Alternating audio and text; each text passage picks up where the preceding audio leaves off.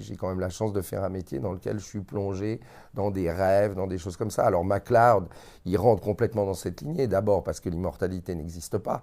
Ensuite parce que c'est un héros d'action, mais que c'est d'abord un héros romantique. C'est-à-dire c'est quelqu'un qui combat la souffrance que représente l'immortalité.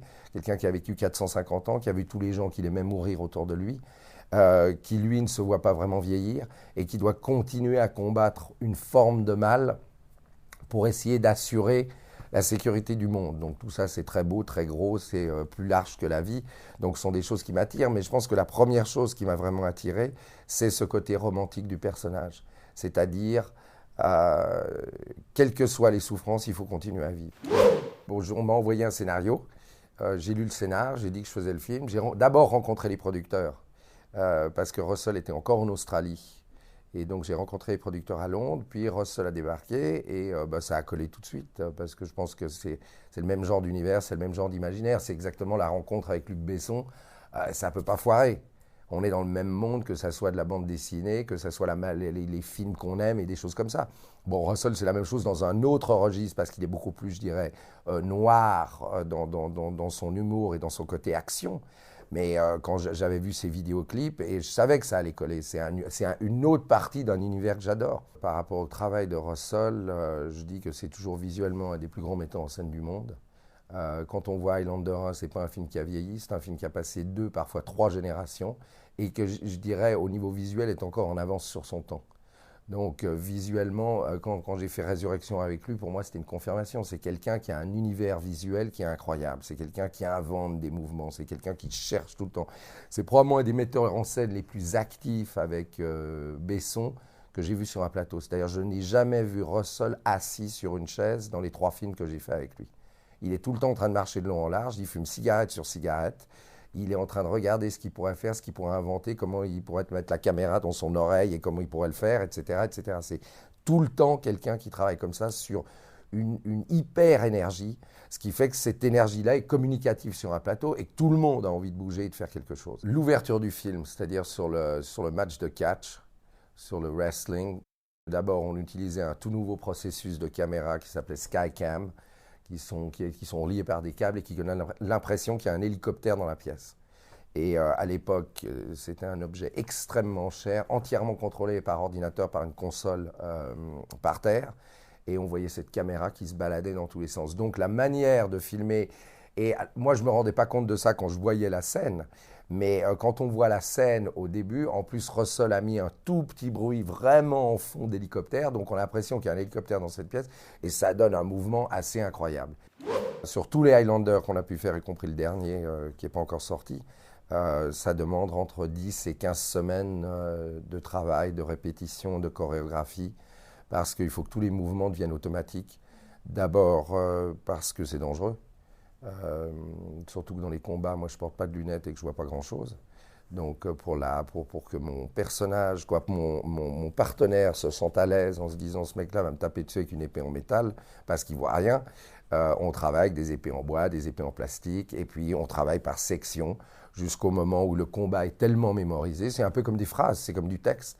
C'est-à-dire que si on mémorise pas ces phrases, il y a un moment donné où ça va pas être naturel.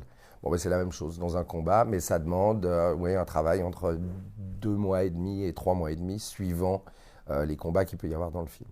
Ce qui m'avait le plus amusé, c'était pendant la grosse bataille en Écosse.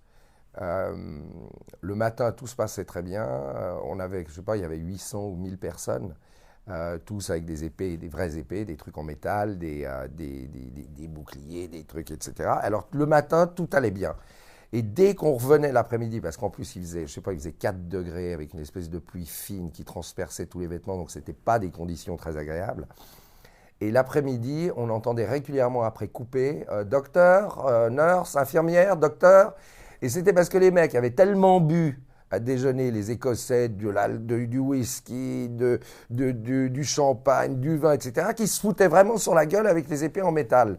Donc évidemment, il y avait 12 points de suture d'un côté, 3 points de l'autre. Et ça, c'était systématique. Là, toute la semaine où on a tourné, le matin, c'était parfait. Et l'après-midi, c'était docteur, infirmière. Et tous les mecs étaient couverts de sang. On leur disait, c'est du cinéma. Ouais, non, mais ça va, on s'amuse bien. Ils étaient tout contents. Donc ça, c'était un des trucs je m'étais dit, au moins ils y vont. Et d'ailleurs, quand on regarde le film, ça se voit qu'ils y vont. Je veux dire, ils se marchent dessus. Il y a des mecs qui ont la tête dans l'eau, qui se font piétiner. C'est-à-dire qu'ils ne voient plus rien. Ils sont complètement beurrés, ils ne voient plus rien. La seule chose dont je me souviens avec la rencontre avec Sean Connery qui m'avait fait beaucoup rigoler, c'est que quand on a débarqué en Écosse, les habitants du village dans lequel on tournait disaient « Regarde, il y a James Bond avec Tarzan ». Et ça me faisait beaucoup rire parce que c'est là où il faut garder les pieds sur terre. Sean Connery, quelle que soit la dimension d'acteur qu'il est, et c'est un acteur génialissime parce qu'il est d'un naturel incroyable, c'est d'abord dans la mentalité publique, c'est James Bond. Au même titre que moi, on ne pourra jamais m'enlever ni Tarzan ni Highlander. Quand j'ai rencontré Sean Connery, j'ai rencontré un mec bien, un mec naturel, un mec normal. Et pas quelqu'un qui disait « Attendez, c'est marqué Sean Connery là, donc soyez polis, soyez gentils, restez à l'écart ». C'était quelqu'un d'humain. Et ça a été la même chose pour tous les grands, entre guillemets, que ce soit Gianni, Deneuve, Noiret, tous les gens avec qui j'ai pu tourner, Richard Anconina, et j'en oublie certainement, mais les bons sont toujours simples et naturels, parce qu'ils n'ont pas besoin de plus. Et puis sinon, cette phrase qui est maintenant devenue plus ou moins légendaire, il ne peut en rester qu'un, there can be only one. Et moi, je me souviens au même titre que quand j'ai tourné Greystoke, je disais à Hugh Hudson, le metteur en scène, je lui disais, la chose qui va le plus marquer dans le film, ça sera ces ouh, ouh, ouh, ouh.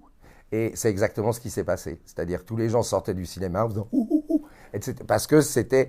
Et pour moi, j'ai dit dans Highlander, ça sera there can be only one. Si je pouvais être immortel, le problème, c'est oui, j'aimerais bien essayer, mais seulement pendant un moment. Donc, c'est en fin de compte ce que je fais dans la vie, quoi. Et je vais essayer pendant 70, 80 ans d'être immortel, entre guillemets. De vivre 450 ou 500 ans, ça m'aurait amusé pour l'unique fait de pouvoir traverser les âges, j'aurais peut-être pu rencontrer Napoléon, Louis XIV, Wellington, des mecs de 1500 au milieu de l'Écosse, en Allemagne, en Russie. J'aurais pu voir le monde changer ou ne pas changer. Ça m'aurait amusé. Maintenant, de vivre 450 ans et de voir tous les gens qu'on aime mourir, il faut un sacré degré de positivisme et d'optimisme que j'ai aujourd'hui, mais est-ce que je peux le garder pendant 500 ans ? J'en sais rien. Est-ce que la force de McCloud, c'est que rien ne peut le détruire. La seule chose, parce qu'il peut marcher comme un zombie dans la vie, s'il est mort à l'intérieur, il est plus mort que s'il était mort physiquement. Et sa force, c'est qu'il continue à vivre avec la même sorte de feu. Et ça, moi, je suis admiratif de ça, mais bon, c'est un personnage. Mais si je devais être immortel, j'aimerais avoir cette puissance. There can be only one.